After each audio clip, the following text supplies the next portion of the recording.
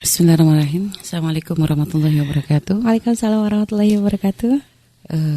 Pada pembahasan terakhir kita memang kita sudah membahas tentang ada berapa kadang adat istiadat yang dilakukan atau menjadi suatu hal yang kadang dianggap wajib untuk dilakukan ketika akan masuki prosesi pernikahan itu ya, dalam prosesi pernikahan.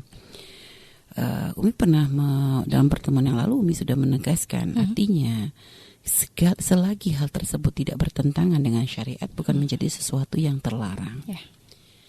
Adapun kalau misalnya dalam syariat memang tidak ada larangan, tapi juga tidak ada anjuran. Misalnya nggak pernah ada diajarkan contoh seperti tradisi mandi sebelumnya, waktu itu pernah kita singgung juga ya.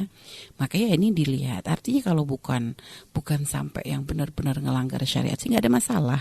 Tinggal nanti dalam pelaksanaannya saja mungkin lebih lebih kita sambungkan dengan syariat, contohnya kayak masalah mandi gitu ya. Mandi kan nggak ada masalah, mandi bukan satu hal yang salah. Yang salah tuh mandi ditonton rame-rame gitu loh. Mandi ditonton rame-rame walaupun misalnya pakai kerudung Umi, nutup aurat Umi, oke, tapi namanya mandi. Ya kalau misalnya masih sama di depan perempuan kan masih boleh-boleh aja ya. Artinya pun karena kalau namanya badan disiram air itu kan mesti akan menjadikan tubuh kita terbentuk gitu ya. Jadi akhirnya akan bentuk lekuk-lekuk tubuh itu akan semakin lebih ini lagi gitu loh. Dan hampir memang biasa kita lihat kalau ada istilah memandikan ini nggak mungkin pakai baju yang obros-obros, pasti biasanya pakai kemban atau apa gitu ya. Nah artinya kan ini kan harusnya privat untuk wanita. Ini sudah pernah kita singgung sebenarnya. Ya, ini privat wanita kok Mi. Lihat juga tukang syutingnya siapa. Nanti privat wanita, tukang syutingnya laki, sama aja bohong ya. Baik, intinya seperti itu. Bukan hal menjadi langsung katakan mandi sirik, enggak juga mandi kok sirik itu dari mana? Enggak sampai langsung pembahasan sirik. Hanya ini tinggal husnudzon aja gitu loh. Mandi biar bersih. Maksudnya apa? Ini sebenarnya pendidikan bagi para wanita supaya nanti kalau jadi istri yang wangi gitu loh. Jangan sampai wanita udah nikah baunya enggak karu-karuan, enggak perhatian dengan kebersihan, enggak perhatian dengan kecantikan. Kan itu ya, dihusnudzonin begitu kan masih bisa gitu loh. Nah, itu. Nah terus tadi yang disebutkan oleh Nadia ada istilah pelangkah ya. Ini biasanya ada kayak sesuatu yang harus diberikan kepada kakak jika ada seorang adik menikah lebih dulu. Kalau tujuan pemberian ini adalah sebagai bentuk ya terima kasihnya seorang adik kepada kakak. Karena Masya Allah biasanya kan ada banyak kakak yang gak seneng adiknya nikah duluan, sehingga kadang mempersulit dan sebagainya. Tapi ini kok Masya Allah ada kakak dengan begitu mudahnya mengizinkan adik untuk menikah. Ya sebagai bentuk cinta, bentuk kasih sayang, bentuk ungkapan terima kasih. Boleh-boleh aja kita memberikan. Tapi kalau ini menjadi sebagai sesuatu yang diwajibkan, ini loh yang gak benar. Apalagi nanti udah gitu kakak mintanya dengan macam-macam. Wah ini kurang ajar banget. Ini kalau ada kakak model begitu, kakak yang bakalan susah banget untuk nikah itu. Karena dia gak benar, dia mempersulit urusan umat Nabi Muhammad, akan dipersulit urusannya oleh Allah. Jadi hati-hati, Nabi pernah mengancam bagi siapapun yang mempersulit urusan umat akan dipersulit urusannya di dunia dan di akhirat. Makanya kita hati-hati di situ. Jadi pelangkah kalau hanya sekedar sebagai bentuk terima kasih boleh, tapi menjadi suatu kewajiban yang harus dibayar itu nggak dibenarkan. Karena nggak ada istilah pelangkah. Namanya jodoh itu kadang Allah kita nggak bisa menentukan. Jodoh itu bisa adik dulu, bisa kakak dulu kan gitu ya. Bahkan kadang bisa aja kakak adiknya nggak dapet, orang tuanya dulu. Misalnya ibunya janda, punya anak perempuan, anaknya nggak dapet malah ibunya yang bolak-balik dilamar kan, ya gitu loh. Kadang kita nggak bisa ngeduga hal-hal seperti itu gitu loh. Artinya ya siapa yang lebih dulu untuk menuju pintu halal, ya harusnya didukung dong, dimudahkan, bahkan kasih motivasi sebenarnya, jangan ragu dan jangan sampai menanamkan mempunyai pikiran nanti kalau dilangkain adik tuh susah nikahnya. Kalau nggak pakai pelangkah tuh susah. Ini kebalik ini orang. Dia kalau semakin mempersulit dengan aturan-aturan pelangkah itu akan semakin sulit nanti nikah. Seharusnya malah digampangin. Coba kalau yakin aja dia gampangin, akan cepet itu ketemu jodohnya. Dia mempermudah urusan umat Nabi kok. Dan harusnya ini kan sebagai pendidikan dari Nabi tuh, hendaknya kita tuh senang di saat ada orang mendapatkan kebahagiaan, kebaikan, kan gitu. Nah, ini kan jadi kadang omongan, kadang keyakinan begini ini kadang yang sebenarnya memecah belah persaudaraan. Kadang tidak sedikit hanya adiknya jadi pegel gara-gara kakaknya nuntut pelangkah yang mahal. Kakak pun jadi begitu. Jadi ada sakit hati juga.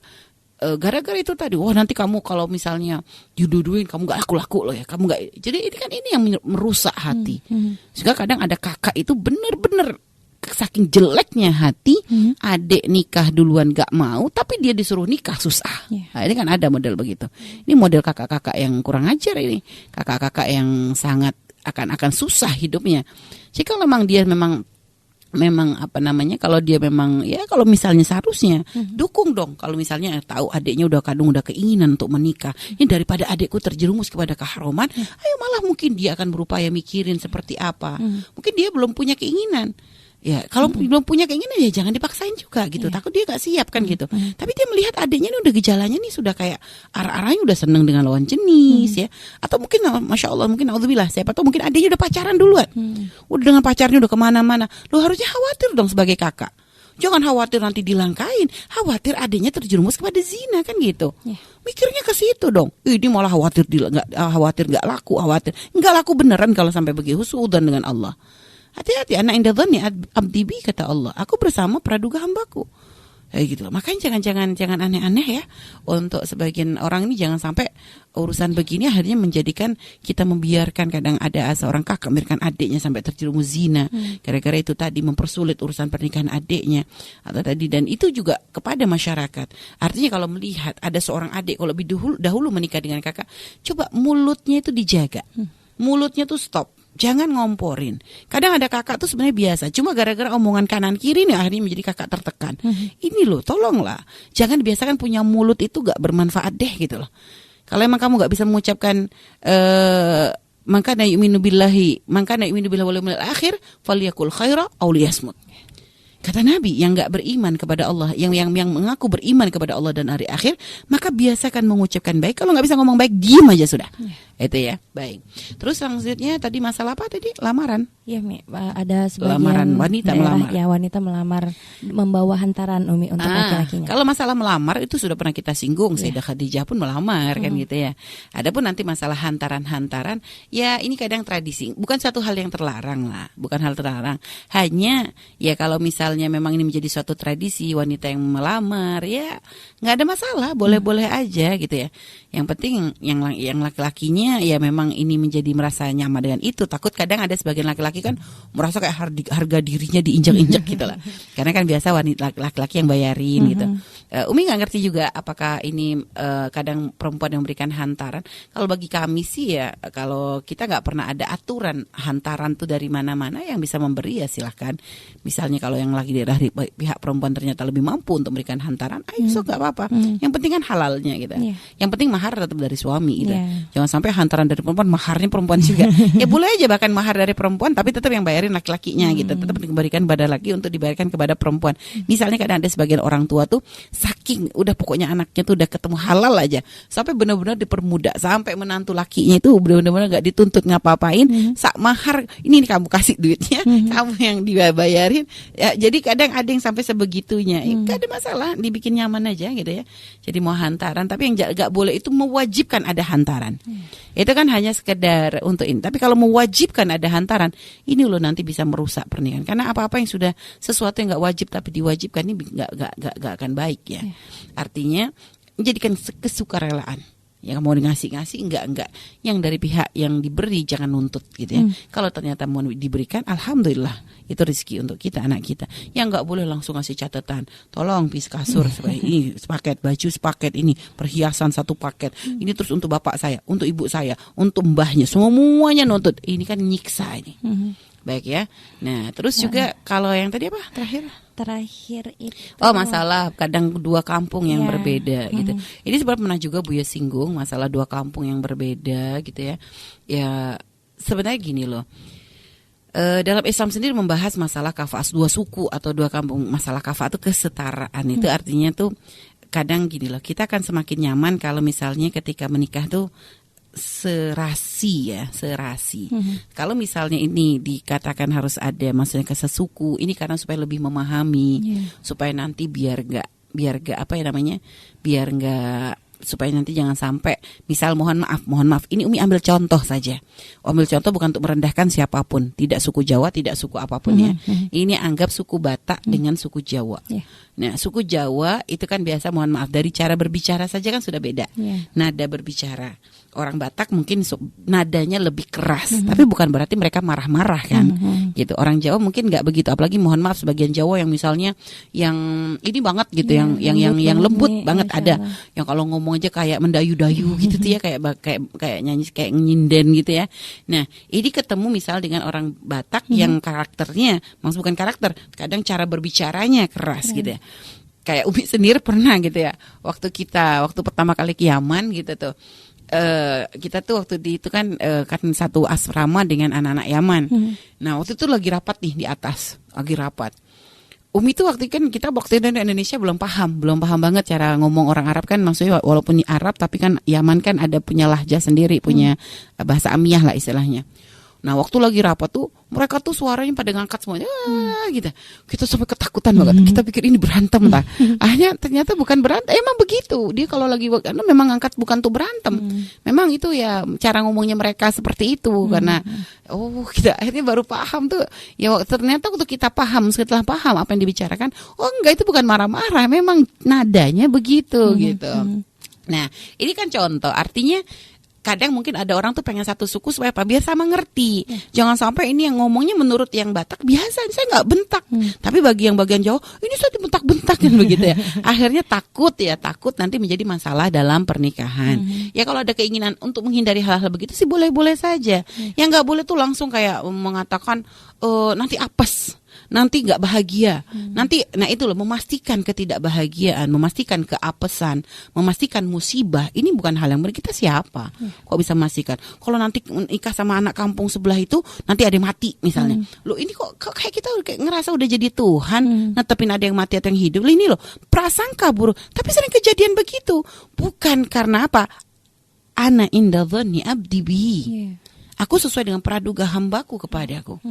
Jadi kalau ada praduga buruk, ya sudah kan diberikan sesuai dengan praduga dia. Dan juga syaitan ya Al-Bani ada majruddam. Syaitan itu menggoda manusia tuh cari celah. Sehingga kadang kita tuh dibuat kayak kejadian ini, kenapa? Karena memang kita meyakini. Kayak orang yakin kalau nabrak kucing nanti bakalan apes. Dia lihat. Kadang sering apes sih, karena dia memang udah praduga begitu. Dan syaitan tuh memang kadang menjadikan sesuatu yang salah di kita tuh semakin dikompori. Gitu loh. Jadi artinya hati-hati kita, jangan kita itu jangan kita itu ibaratnya prasangka buruk, dari intinya jangan prasangka buruk sama Allah. Jadi kalau masalah kampung misalnya, mungkin dulu karena pernah ada kejadian kampung ini sama kampung ini nih pendirinya ternyata dulu nggak akur. Nah harusnya sekarang tuh malah menjadi motivasi dong. Bagaimana dulu Mbah Buyutnya nggak akur, tapi sekarang kan sudah turun ke anak cucunya tuh akur gitu. Soalnya dulu pernah disumpah kalau nikah, patahkan itu. Bahkan mungkin nikah dengan sebelah ini jadi wajib mungkin. Jadi bisa wajib. Kenapa? Untuk mematahkan tradisi yang salah.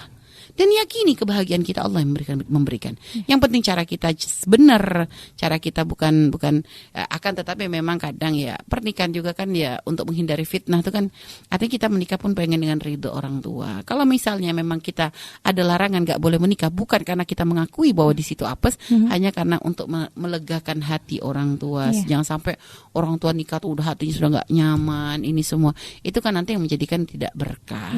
Bukan karena masalah apes atau bagaimana. Karena mungkin ada banyak kadang benar, soalnya kalau ada yang nikah di situ jadinya begitu. Bukan karena memang membawa apesnya, hanya karena ketidakridhoan orang tua. Itulah yang menjadi sebab ketidakberkahan dalam pernikahan, gitulah ya.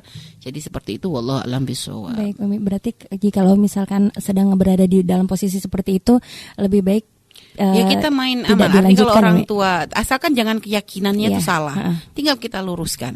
Karena mungkin ada sebagian kadang ngomongin ke orang tua tuh mungkin susah banget. Kadang udah kadung mereka begini, ya sudahlah.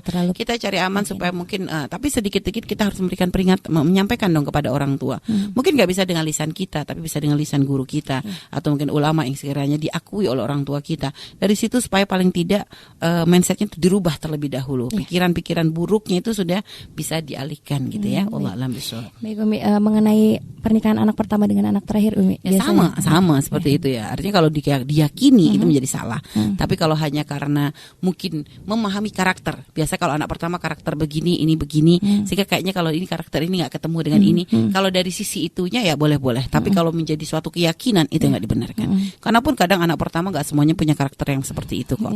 Jadi ya sepertinya seharusnya tidak perlu. Tapi kalau memang ternyata orang tua kita masih belum kita rubah, belum bisa kita rubah dalam pemahaman mereka, jangan dipaksakan. Ada proses. Mungkin kita prosesnya harus lebih panjang lagi untuk. Jadi jangan kita udah waktunya mau nikah baru dibahas. Maka bilang bahas pernikahan jauh-jauh hari. Nah, itu ya seperti itu supaya nanti apa? Ada kesepakatan, ada sepemahaman persepsi, artinya punya pemikiran yang sama. Nah, itu kan lebih enak.